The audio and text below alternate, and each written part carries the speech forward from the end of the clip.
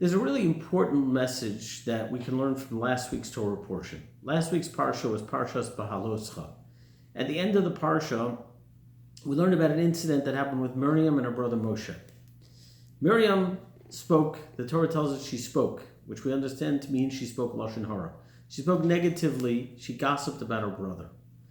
And she said, Moshe is a prophet, we're prophets. And why does he think he's greater than us? And he has to act like he's greater.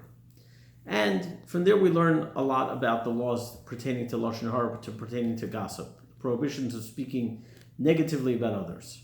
The question is, when Maimonides, when Rambam talks about this, Rambam says, what did she do? She compared her brother to herself and other prophets. She compared him. She equalized him. She equated him with the others. Wait a second. Lashon Hara is not about saying you're equal to other people, who are, by the way, great people, but Lashon Hara is about speaking negatively about somebody. And if all she said was you're just like other prophets, where's the Lashon Hara? And if it's not Lashon Hara, why don't we learn concepts from here?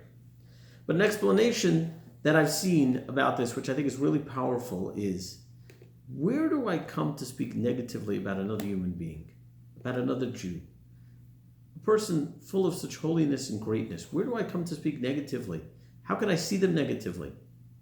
The answer is that if I see somebody in the context of just the masses out there, just like everybody else, no uniqueness, then I can suddenly start seeing that actually not only are they not unique, but there's negative things about them, just like there's negatives about the world out there and the communities and the masses of people out there.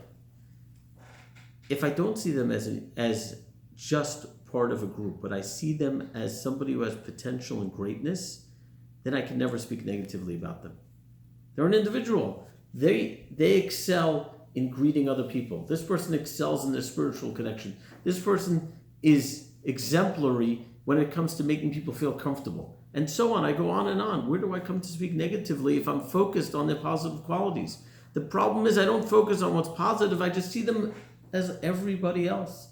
Well, everybody else is not great. We don't think so highly about the world out there. You know, my father was a public high school teacher for 33 years.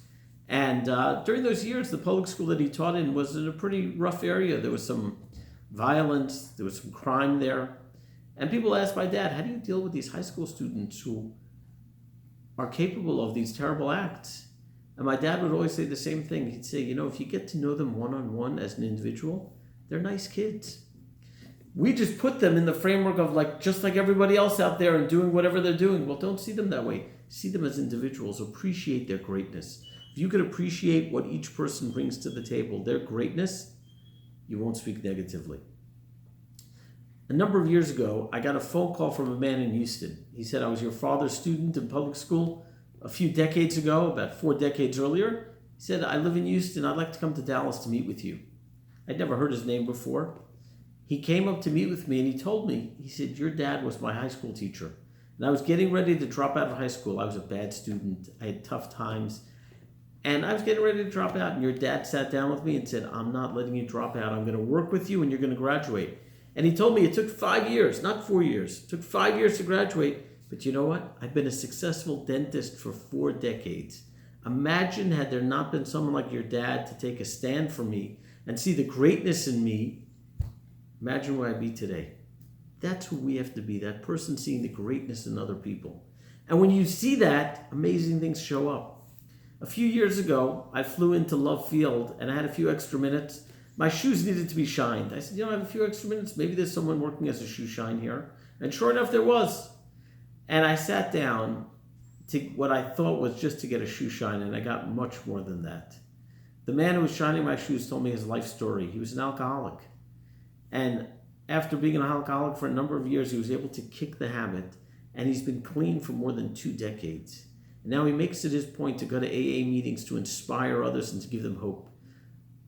Kicking a habit as difficult, an addiction as difficult as alcoholism, and then holding down a job and supporting himself. This man's a hero. This man's a diamond. I learned so much. I was so inspired by this man. If we could take the message from Miriam, Moshe is not just like the rest of the prophets. He's unique, and you're unique, and each one of us is unique. Each one of us is a diamond in our own way. If we take that message to heart, then we'll never fall to the Lashon Hara. Miriam forgot this momentarily on some level, on her great level, and she fell into Lashon Hara. If we hold on to that first step, we'll never get to step 2. Everyone is great. Everyone is beautiful. Everyone has something to learn from them.